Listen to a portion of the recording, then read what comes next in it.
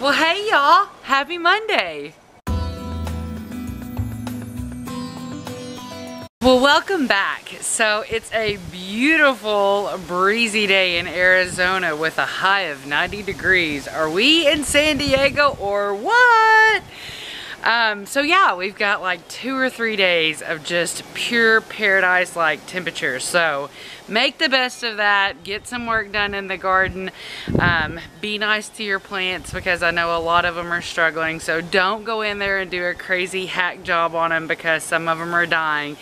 Just do a little bit at a time and cross your fingers for as we come back into the triple digits. So today, for today's video, as you saw in the topic, today's video is all about how to garden in Arizona. Obviously not in the long tail version, but in terms of resources. All right, now we're back inside. So if you're like me, when you first started gardening, maybe because of a pack of seeds, you went and looked up what your hardiness zone was, because you can do that by looking at your zip code. You can do that by looking at your state, and then that'll tell you what growing zone that you're in, and that's really, really important when it comes to what you can plant and when you can plant. So if you moved from somewhere over here, like I moved from Arkansas to Arizona, what they plant in the spring is completely different than what we plant here in Arizona in the spring. Now, so I definitely, especially if you're not exactly here in like the valley, I would say definitely check out and see where you're at on the hardiest map. Because if you're up north, if you're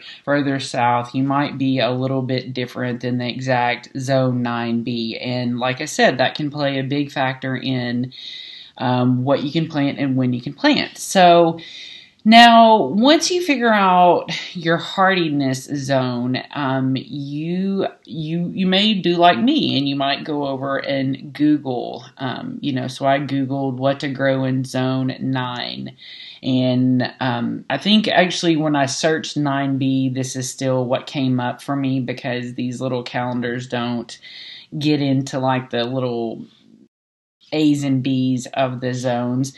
So when you look at a calendar like this, you can see where a lot of confusion was there for me, because like right here, it says that I could plant Brussels sprouts starting in March, because if you look up here at the top, I want to point, but I had to point with my cursor.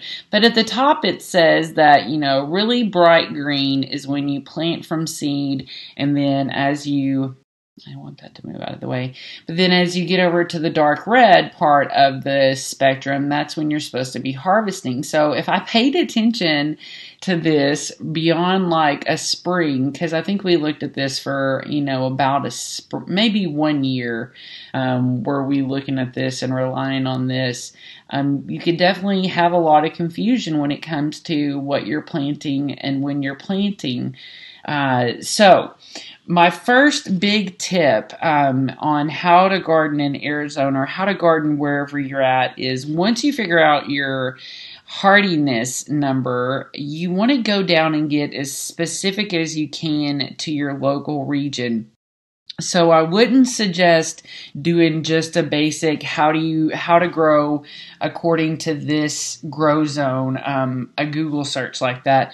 So what I would say is, instead on your Google, and I'll get a little bit more into this towards the end of the video when I talk more about the local cooperative extensions, but here in Arizona, our cooperative extension is with the University of Arizona, and this is a phenomenal resource that I got connected to because of a Facebook group that I'm in, and now it's really a go-to source for me for a variety of things, especially if I've been doing something and I don't know if I'm doing it right, like my strawberries. When I had grown strawberries or tried to grow strawberries for a couple years and came to the realization that I just was outside of my box of rocks, this is where I came to the cooperative site. And so I've got fertilizer here in the field, but since I'm talking about strawberries, I'll just go ahead and search strawberries. So you can see what that looks like. And there's a recipe for French toast. That's not what we're looking for. But if we scroll on down, so you see you're getting a variety of information here. But the one I wanted to get to was this growing strawberries in our home garden. And all these publications that are on the University of Arizona's website are in PDFs. So we can click into this PDF and tap into a really good article about growing strawberries in Arizona. And you can do this on the cooperative site with a variety of things, be it strawberries. I had up there in the search stream fertilizers. I can show you again when we search fertilizer that you get a lot of resources that you probably just didn't know that were there. So there's an article on storage and handling, how to fertilize citrus trees, fertilizing small grains, and citrus fertilizer. So this definitely in Arizona is a much richer resource than maybe watching a video. And I'm not, I don't want people to stop watching videos, but if you're not getting the information from me or someone else that makes videos or wherever, find your Cooperative Extensions website in your local regional area and tap into these publications, because a lot of people have worked hard to put this information up here, and it really will help you fine-tune what's going on in your garden. So in all of this, all these links are going to be down below in the description. And so, or I wish it was easy to make this where I could just email it to all of you. But maybe if you find me over on Instagram, maybe I can email you this document. But if not, it's just down there in the description. All these links will be down there, so you don't even have to go and re-look these up if you live in Arizona. So this is publications, but the coolest thing that really helps us in our growing life is the calendar so this is the vegetable garden calendar, and I think I can rotate it. Yeah, so I can rotate it here, and you can see that this is the most updated calendar. And up here on the first page, there's some information that we can view in the standard format. But this is the calendar, one of the calendars that I use to determine what I'm going to plant and when I'm going to plant it. And so if you don't have this calendar printed out, I highly recommend printing it out, laminating it. I keep it in like I keep all my stuff in a binder. So I've got, I've got all my planting calendars like here, and these are both of the ones that I'm going to talk about, but I've just got them in these sleeves, and I keep a lot of sleeves. So this is my gardening binder, and it's good to have something like this so that you can keep up with receipts, keep up with your diagrams, what you're going to plant, maybe your journal notes, but definitely print out this calendar. It's a good thing to have, and it's real basic. If it has an S, that means you can plant it from seed. If it has a T, it means it's from transplant, and X means it's from cloves, and that usually just refers to garlic. So this is going to be, like I said, a much better resource for us here in Maricopa County. And I think it's pretty similar to the same calendar for Pinal County. But Pinal has its own cooperative extension as well. And we'll tap into, and so, you can tap into that as well if you want to, get more down into your local regional area. Definitely you can do that. So this is the planting guide for vegetables, and the University of Arizona also has this great resource here. This is the flower planting guide, and you can see the first 3 or 4 pages are just awesome information about about flowers, but also about flowers specific to Arizona. So again, these resources are phenomenal, especially if you've grown flowers, you've grown vegetables in some other part of the United States. These articles and this information can really help you clue into what you need to do to make these plants work for you. And once you get past all this awesome information up here is actually, the planting guide. And so if you wanted to, so let's see right now we're in June, and they've got it set up where, this is what you can plant on the first of the month. And then this is what you can plant from the 15th forward. So if we look at June and we go down here, let's just look at something like a begonia, or let's look at this bee balm. So if we look at the key down here, it shows us that anytime we see a shovel, that those are the planting months for that. And then we can see if it lures certain species like hummingbirds or seed-eating birds or butterflies. So with bee balm, it looks like the best time to be planting that is going to be in February and March. And then the times that you're going to be harvesting or the flowering months for bee balm are going to be in April, May, June, and a little bit of July. And then that kind of ends out the season for bee balm. So again, this is, a 15-page document that you can really, this one, I don't know if you want to print it out I don't print this one out, I'll be honest with you. I print out the gardening one because that's the one I use constantly, but I'm getting more and more into flowers, and there's more flowers that I'm wanting to put in my yard. And I've shown you that it's paying off with all the bee action out there. So when I have a question about a flower, I usually pull this up on my phone, and then so I can see right then, exactly what it is that I can plant or when I can plant it. And then I put a note on my calendar. So if it's not something I can plant right now, then I put a note on my calendar in my phone to tell me a week or so before, hey, it's time to plant, whatever it is that I want to plant. Now, the next big resource that I want to introduce you to is the urban farm.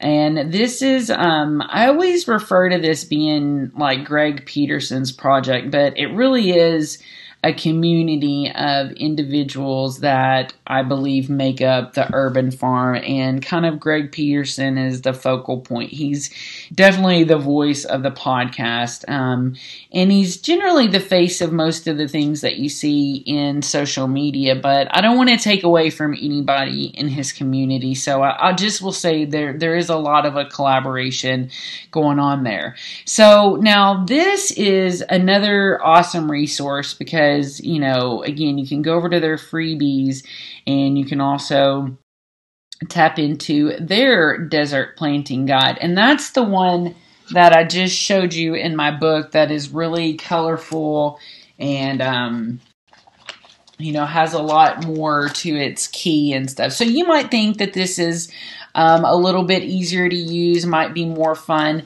I've noticed that there are some differences between the calendars, and I attribute those differences to microclimates. And that's another thing that we should all be aware of, is that, our planting calendars are a guide because, a planting calendar cannot account for the fact that you've got a ton of trees in your backyard that give you this natural microclimate environment that is totally different for the person that doesn't have anything in their backyard. It's just block walls and dirt. So that backyard is going to be a lot hotter than the one that has a lot of trees. And there's going to be different things that come into play in the winter. In the winter, those trees are going to protect a lot of things in the yard from frost damage, etc. Whereas that backyard that has absolutely nothing in it, it's going to be really open to anything that comes out of the sky. So that's a reason why I really recommend exploring more than one planting calendar. So you might, look at something like this and then, compare it with this and then compare it with, the planting guide by Urban Farm, and then for yourself, find some things that are going to work better for you. And that's another reason why you've kind of seen my recommendations for what you can plant this month evolve a little bit, because I do want to make allowances for the opportunities that some people might have that other people in the valley don't have, Now, I really think this is a great website for you to explore. Definitely get these free downloadables. There's a lot of classes that they offer that aren't free, and that's okay. Investing in your knowledge about gardening is an investment that's going to pay you for the rest of your life. Greg and the Urban Farm, besides the podcast, are also kind of the founders of the Great American Seed Up, and I'll kind of tap into a little bit about that here in a minute. So I definitely recommend tapping into their podcast, getting their freebies, and then exploring their fruit tree program, because not only does Greg and his cohorts put a lot into teaching you about having fruit trees here in Arizona, but they also actually take you all the way through to setting you up with really amazing trees that they've partnered with the same growers for many years now. So to get you set up with trees, so you can learn about trees, you can order trees, and then in the spring, about twice a year, they've got a pop-up nursery where you can come and pick up your trees. So if you're looking to start developing your food forest, this right here, this resource is a great place for you to be, because these are people that they've been in the valley for a long time.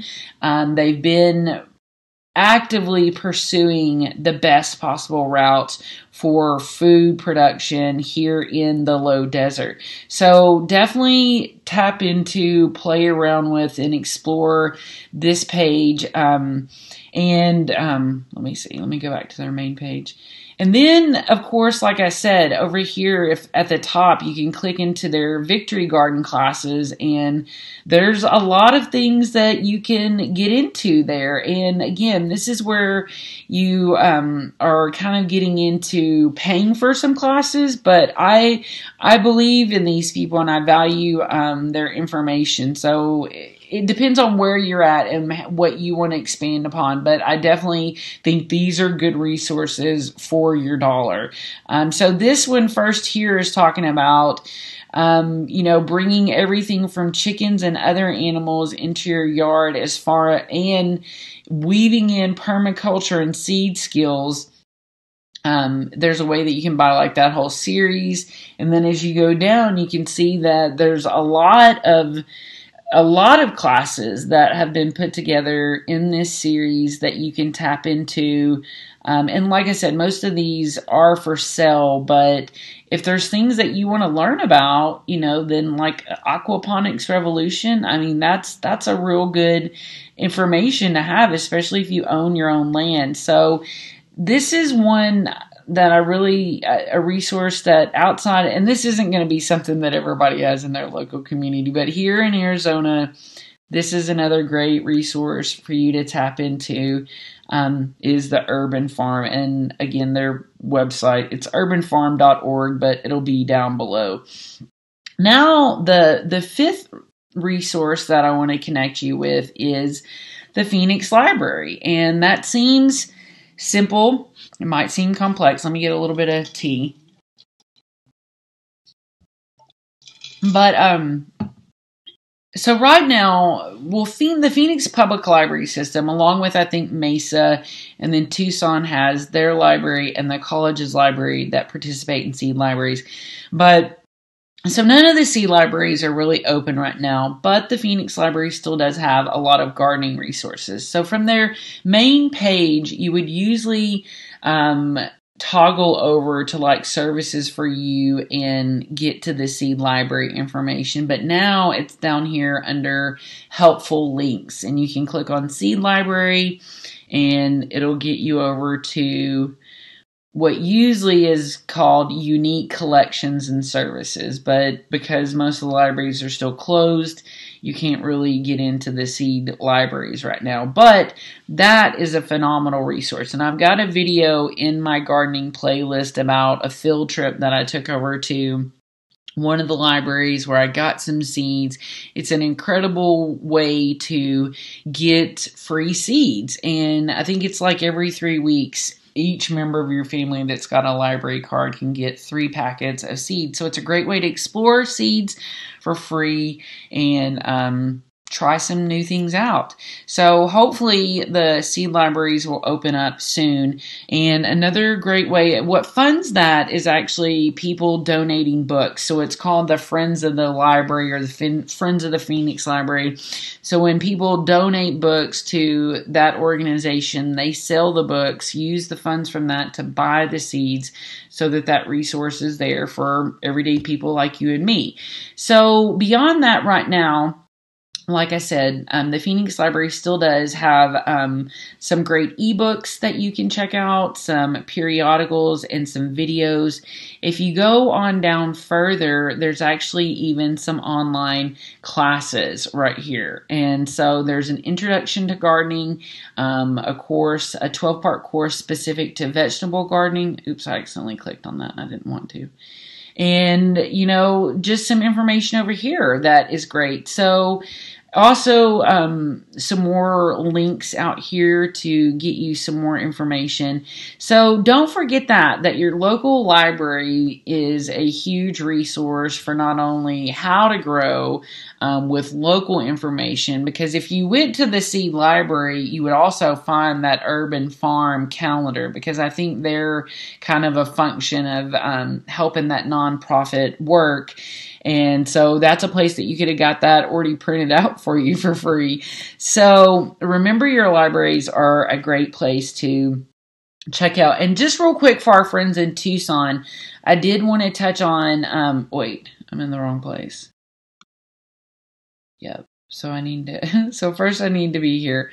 So for our friends in Tucson, I do just want to remind you that the Pima library system has got a good seed library situation going on. And I don't know right now, I would assume that they're in the same situation. I don't know exactly if their libraries are open.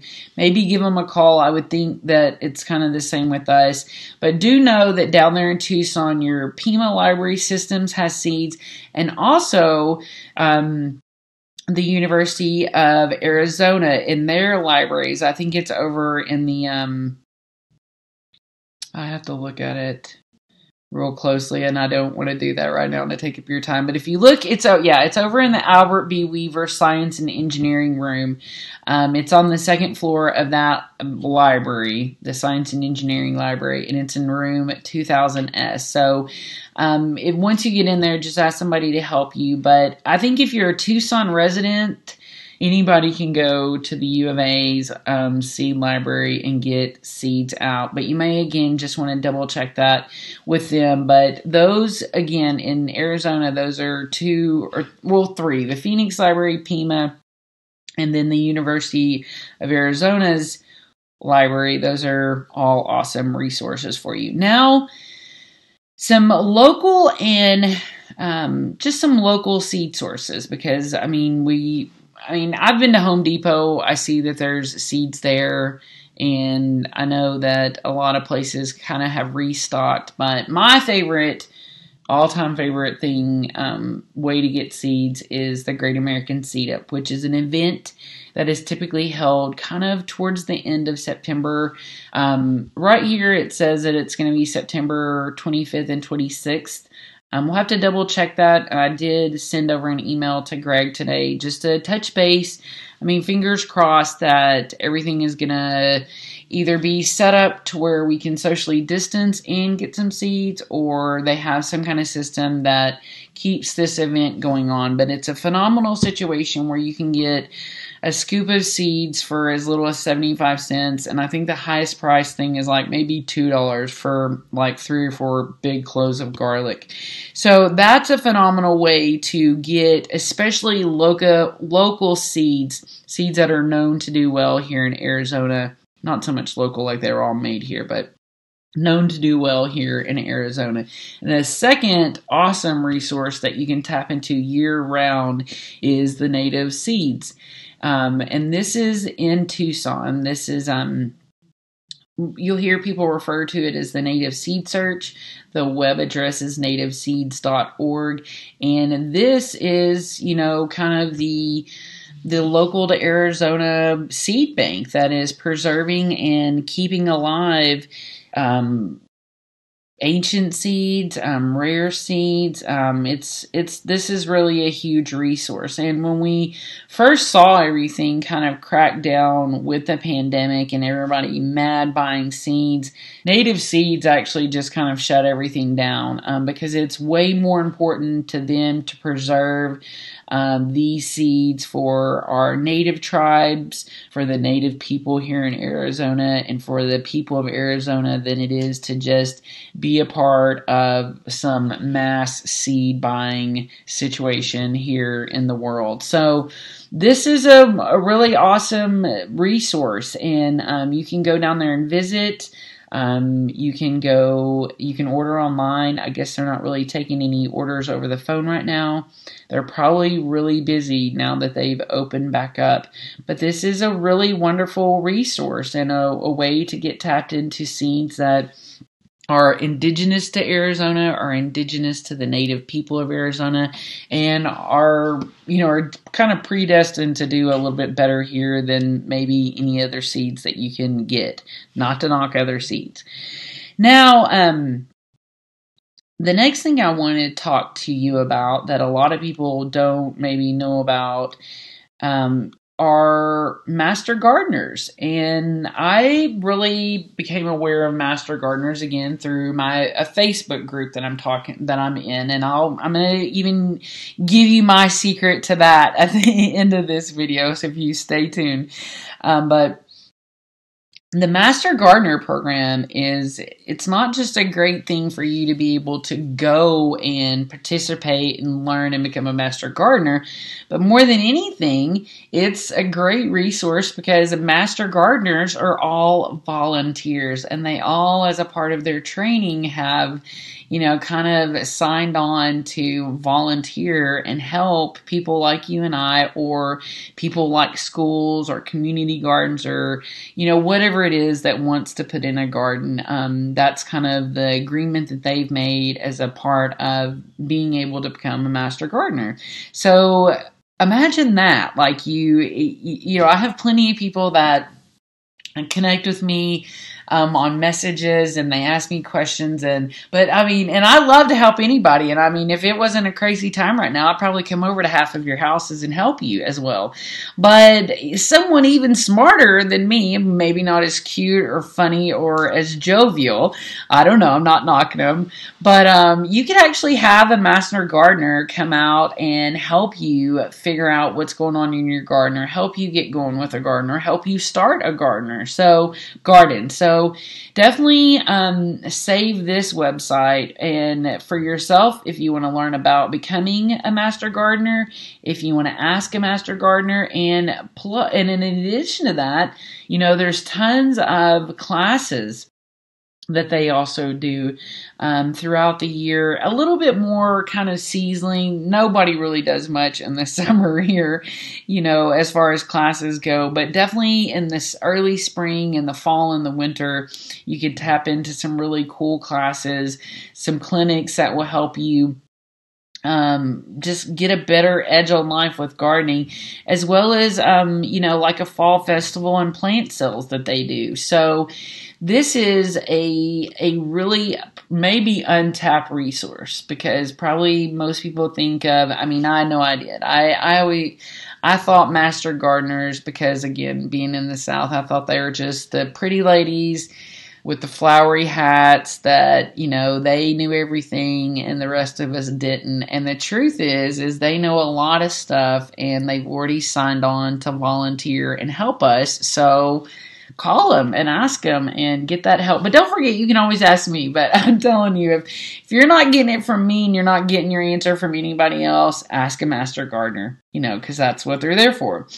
Now, lastly, for anybody in Arizona, I definitely want to say, as far as social media, and this kind of also applies to anybody not in Arizona as well, is tap into your local communities on social media. So on Instagram,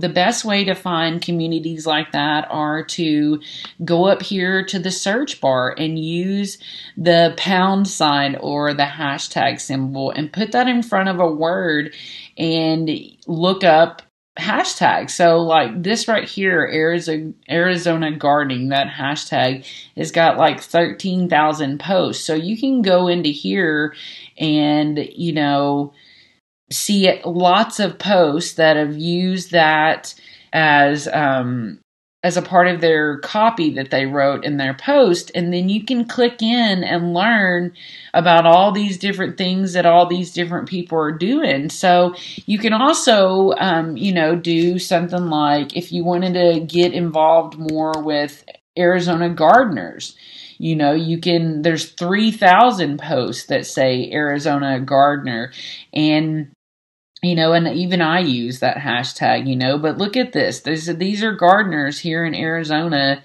Look, there's little Joe, because I used that hashtag earlier today, and we know that little girl.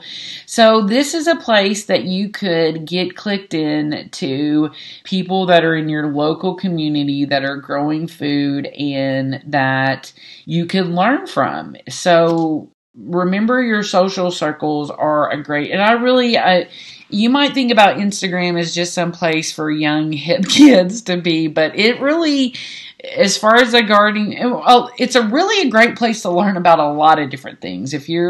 Whatever your niche is, you'd be amazed, whether it's homesteading, whether it's crafting, making things, fashion. It's not just all fashion and whatever you think it is. There's a lot of different niches in there. Like I said, raising chickens, you just wouldn't believe how many unique niches are on Instagram. So that's a way to, again, connect locally with people that are doing what you're doing and ask them questions and learn from what they're doing. Okay, so one of the last things I want to chat about is my favorite Facebook group, and that's the Organic Desert Gardeners of Maricopa County. And this group is full of master gardeners. Probably the coolest thing about it is this search feature here that enables you to search all the previous posts that have occurred in this group. So sometimes anymore, I don't even have to ask questions, because I know that somebody else has already asked the question. So I can just go down here and search, and boom, I can find the answer. So now, if you don't live in Arizona, I definitely want to encourage you to go check out the mastergardener.extension.org. So you go to the Master Gardener website and you go up here to contact us and find a Master Gardener program. Then you can scroll down and you can find an alphabetical list over here of all of the Master Gardener resources state by state. So like, here's Arizona, and I've already showed you this website. But over here, like if you were in Arkansas, where I'm from, then you could see that this is their website. This is the head of their program. This is Bernie's phone number, email, and for almost every single state is, the information how to contact the local Master Gardeners program, your house, and help you out, or whatever you need. Now, another thing I'll tell you again, if you don't live in Arizona, even if you live in the smallest little county in Arkansas, you go to a Google search bar and you put that in. You put your county, Lee County, Arkansas gardening extension, and you're going to see that it brings up all the extension offices in that little area. So you can click into like Lee County. Now, most of the cooperative extensions are going to be usually a feature of an individual state's university. So this cooperative is an extension of the University of Arkansas's Agri department. And I just picked Arkansas because it's a place that I know another name of a county besides Arizona off the top of my head.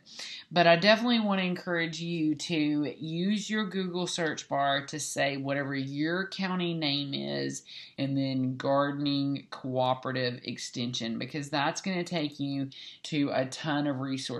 I mean, look at this. Over here in Arkansas, you can go to their yard and garden tab and find everything: a master gardener program, home landscaping, vegetable gardening, beekeeping, butterfly gardening. I mean, just a bevy of information even here in Little O, Arkansas. So just be aware of that. If you don't live here in Arizona, or for some reason you've launched into watching my videos for Arizona gardening, that there are resources out there for you, that Arizona didn't just tap into all the goodies for gardening. So I hope you enjoyed that. I hope you enjoyed that little classroom lesson on all the different resources that are out there and available to you. So especially if you're a researcher like me, and on these weekly videos you're not quite getting all the information that you want or need, I definitely hope that this list and this video is the #1 resource for you to get you to where you want to go. But I love information. I love sharing information.